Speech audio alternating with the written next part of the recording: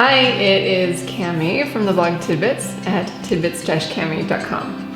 So we have built a new home, but sometimes my heart laments that I am not playing with a beautiful new old home. You see, I love old things, and as much fun as it is watching our new home come together with my designs, I have the most fun when I get to go antique shopping and bring home my new old treasures to infuse character into every little spot of our home. Now, since I've been doing a lot of antique shopping lately, mainly to decorate our almost finished kitchen, I thought it'd be fun to show you some of my new finds and talk to you about my 6 favorite old world textures that I look for when I go antique shopping for my home.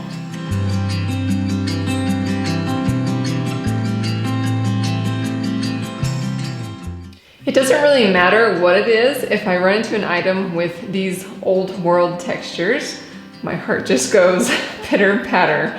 The first texture that has my heart is raw old wood. Now, sometimes I despise the fact that we have to slap stains and polycoats on beautiful raw wood. Sure, I understand the purpose, but I love finding treasures that show wood that's been transformed through the ages. This simple wood trivet, complete with dents and scuffs, caught my attention right away. It's perfect to use as a hot pad of sorts for our frequently used cast iron skillet. This mantelpiece we have yet to install is a beautiful antique piece that I picked up from my friend Holly from Vintage Farm Home. It's stripped down to raw wood from years of sitting out in unfriendly elements, and I love it. This beautiful handcrafted raw wood bowl is one of my favorite finds.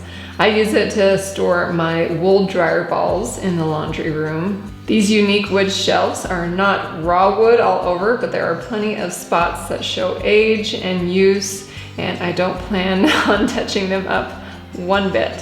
Okay, my second favorite texture is metal with patina all over it. How I adore a metal piece with signs of tarnish and wear. I'll even try to replicate that look like I did on this new candelabra project, which I will link to in the cards. I've picked up several old metal pieces lately, and I'm still working them into our kitchen space. Can you just imagine all the dust this old copper dustpan has collected through the years? Good news is, it still works great.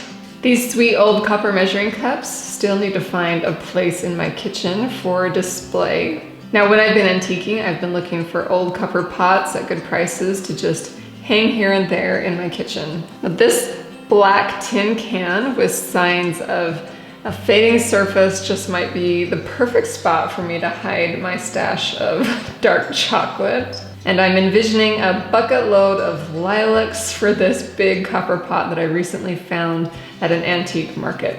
My kids like to use it for making witch's brew. I love the subtle aging happening in these silver candlesticks I picked up at a yard sale for next to nothing. And I know I have several other tarnished metal pieces just tucked away into storage that I am just dying to get back out. Okay, the third texture that I look for is aged pottery.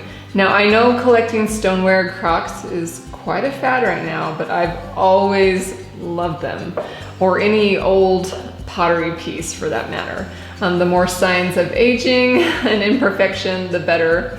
Pottery and ceramics are so handy for corralling items such as rolling pins and wooden spoons. This cute little one holds some stirring spoons out where they are handy. I used to only look for like the lighter creamy tones in crocks, but lately I've been loving the darker pieces as well. In the laundry room, I use this darling one with the lid to fill with my dryer lint until it is time to dump it.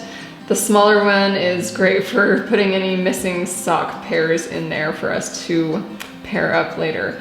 I have a crock for a bunch of laundry supplies sitting in the corner on top of this marble slab, and I'm sure as we finish each room, more crocks will pop up. They're really so great to just corral items. I also scored these amazing thick and hefty pottery mugs and I adore the patina on them. They will look fantastic on some shelves in my kitchen, and my little guy has already claimed this small one for his cup of Creole brew that we like to enjoy together. I also keep an eye out for any really large wash bowls for anything from centerpieces to storage. Okay, the fourth texture that I just love is nubby linens. Beautiful textiles were my first love and will likely be my last. My grandma passed on her love of fabric to me, and I find the nubbier and older, the better. I love old fabric and the feel of it in my hands. If I find a beautiful piece, I like to repurpose it into, say, pillow covers, tea towels, or just use it for display. One of my all-time favorite fabrics is 100% flax linen. I'll happily buy it new too because it only gets better and better with use. We still have our blue linen sheets, which I will link to below, and they are more wonderful than ever. I also collect beautiful old quilts when I see a good one I just really, really love.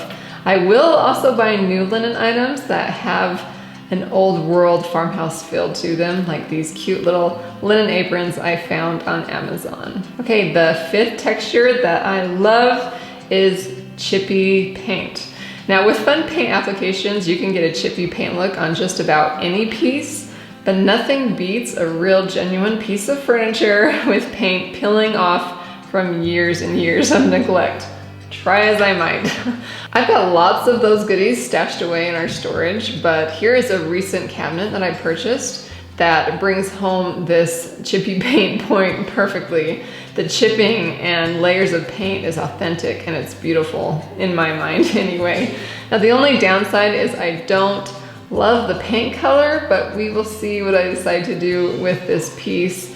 It was such a bargain and I just couldn't pass it up. I often find stools or benches with a lovely chippy paint patina. Now depending on the price, they usually come home with me. This marble coffee table pictured here is one of my favorite chippy finds, with the curved legs that are naturally chipping away. The aging marble top on this cute little table brings me to my final favorite texture, etched stone.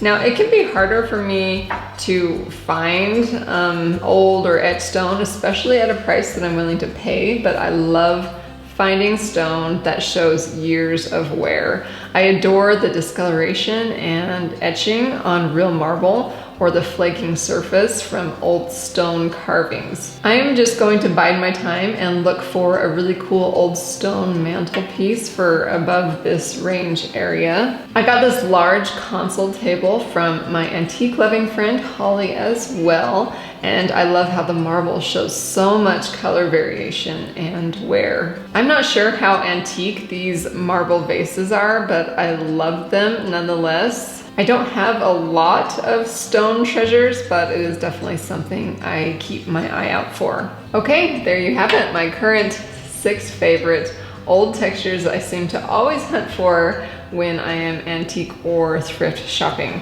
I would absolutely love to hear if you have any favorites or if we might have a spot in our hearts for the same things. If I'm ever feeling burnt out or need an outing, antiquing is my favorite hobby to boost my spirits. I will avoid the mall at all costs.